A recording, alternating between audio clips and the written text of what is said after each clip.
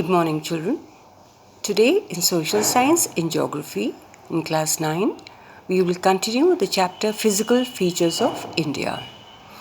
We talked about the Himalayas, we talked about the northern plains, and now we come to the Peninsular Plateau. Now this is a tableland composed of crystalline, igneous and metamorphic rocks. It was formed due to breaking up and drifting of the Gondwana land we talked about earlier, and it is part of the oldest landmass. And the plateau has broad and shallow valleys and rounded hills, and it consists of two broad divisions, that is the Central Highlands and the Deccan Plateau. Now the Central Highlands, this is the part lying north of the Narmada River, which covers most of the Malwa Plateau. The Vindhya range is bounded by the Central Highlands on the south and the eroded and broken Aravalis on the northwest. Its further westward extension gradually merges with the sandy and rocky desert of Rajasthan. It slopes from southwest to northeast as indicated by the flow of the rivers like Chambal, Sindh, Betwa and Ken. The Central Highlands are wider in the west but narrower in the east. The eastward extensions of this plateau are Bundelkhand and Baghelkhand. The Chota Nagpur Plateau marks the further eastward extension drained by the Damodar River. Now, if we see this on the map, that is, these are the Himalayas, this is the northern plain, this is the Central Highland, and here is where we have the Deccan Plateau.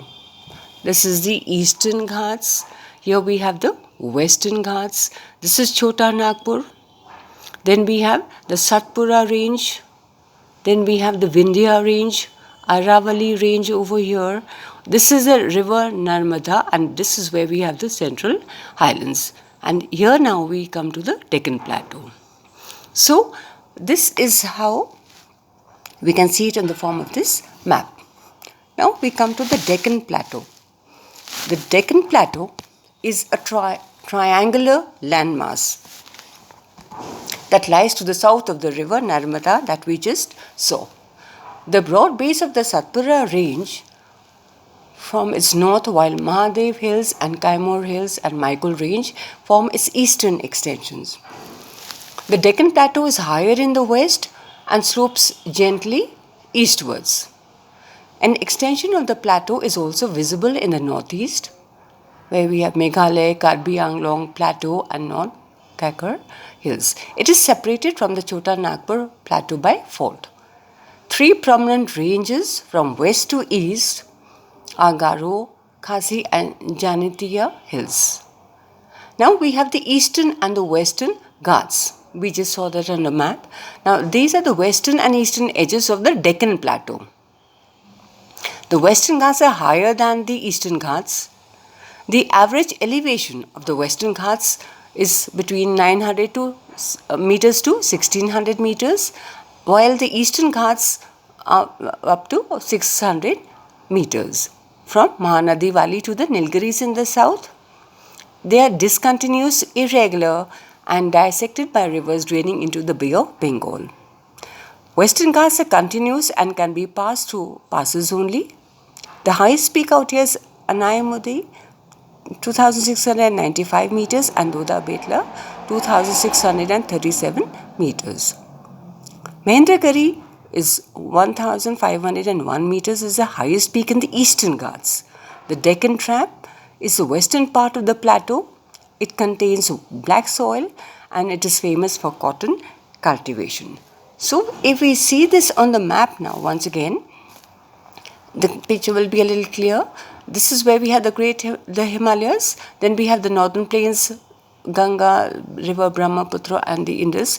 Now here this is what we call the Peninsula Plateau, which has two broad divisions. One is the Central Highlands, the north of Narmada. This is the river Narmada, so the north, this is where we have the Central Highlands, and this is the Deccan Plateau. These are the Eastern Ghats and this is the Western Ghats. And we see different Chota Nagpur over here plateau. This is a Chota Nagpur plateau. Then we have the Malwa plateau out here, the Aravalli range out here. This is the Vindhya range out here. This is the Satpura range out here. So we see that we have the Peninsula Plateau is a tableland composed of crystalline and igneous and metamorphic rocks, and it is the oldest landmass, and it also has broad and shallow valleys. And the two divisions are, that is the Peninsula Plateau is divided into two class divisions. That is the Central Highlands we have, and we have the Deccan Plateau. So this is the Central Highlands, and this is where we have the Deccan Plateau. Thank you.